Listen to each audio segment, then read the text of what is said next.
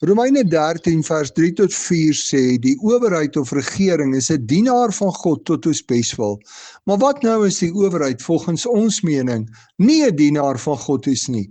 Hoe maak ons as volgelinge van Jesus Christus as ons dink dat die owerheid goddeloos en 'n dienaar van Satan is?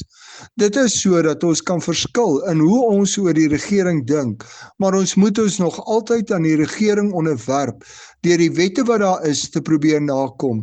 Ons kan nie elkeen maak net soos ons wil nie, dit sal chaos bring. Daarom moet ons aanhou om goed te doen, selfs al verskil ons van die regering. Ons hoor hier dat volgelinge van Jesus Christus moet doen wat reg is en aanhou goed doen.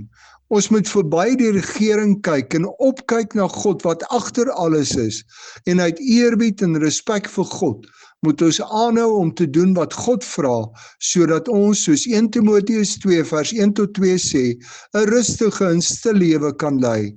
As ek dalk van mening is dat die owerheid nie 'n dienaar van God is nie, maar 'n dienaar van Satan, moet ek, soos Efesiërs 6 vers 10 tot 18 sê, die stryd teen die bose bidtend voer.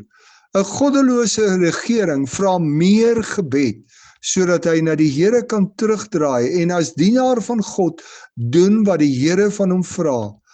Bid jy vir die regering dat hy as dienaar van God net sal doen wat die Here van hom vra?